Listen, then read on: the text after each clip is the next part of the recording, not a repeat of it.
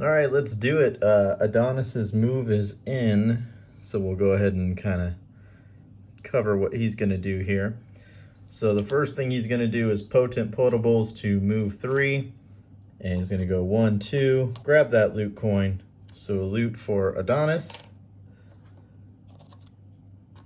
And then he's going to attack this cultist with a hook gun, which is an attack 2, range 3, pool 2.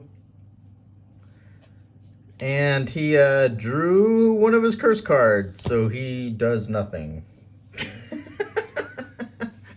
That's the problem when you have 3 of them, is that they'll pop up. So this curse card has been used. He still has 2 in his deck, but yeah, he didn't kill him.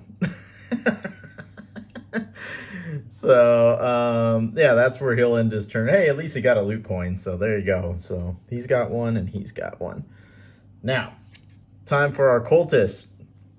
And what he's going to do is summon normal living bones. So he's going to summon one of them bone guys, one of these things. But if you look, there's nowhere for it to go because it goes right next to him. So it doesn't work. He doesn't summon anything. So if there's no spot for a summon, and the rule book doesn't clearly say like, oh, it would go here then. It's pretty clear so far on everything else that it has to be adjacent. So I'm going to take it as that. I'm not sure if that's 100% right, but that's how I'm going to take it. I'm not going to say like, oh, he can summon it there. Because usually it would have to be right next to him. Here's the other thing.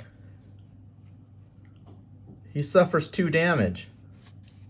And so, again, the rulebook doesn't clearly state that he has to successfully summon for him to suffer his damage.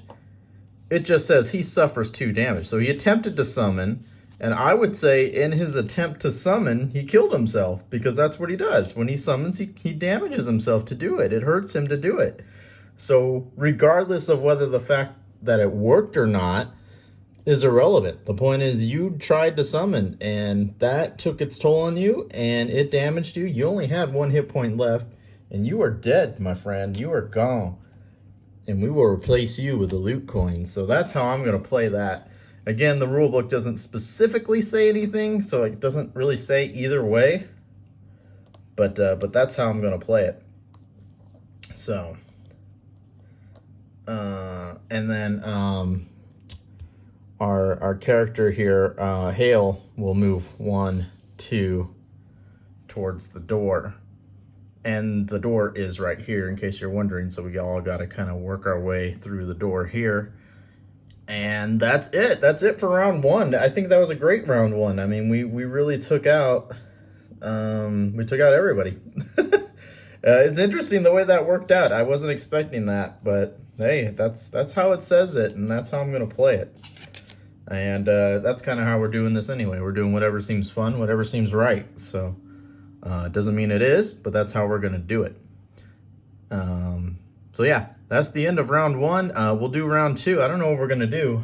We have 1 loot coin, and I guess we just kind of work our way towards the door. And so that's what we're going to do here. Let me move people so they look accordingly. But here's the thing, like, she can move 2, so 1, 2. She's going to be right here, so unless we all run through the door. And even Big Ben, 1, 2, 3, 4, he would need to do a 4 to get in there. It's going to be crowded. It's going to be really crowded. I don't know how this is going to work. But I know Rat Damon, since this is me, I'm heading for the door. I'm not going to fool around. But yeah. All right, that's the end of round 1 for Quest 6. Sorry, Adonis, you didn't do it, but we lucked out, got it killed anyway, and at least you got rid of one of your curse cards. So there we go. We'll set up for round 2 and go from there.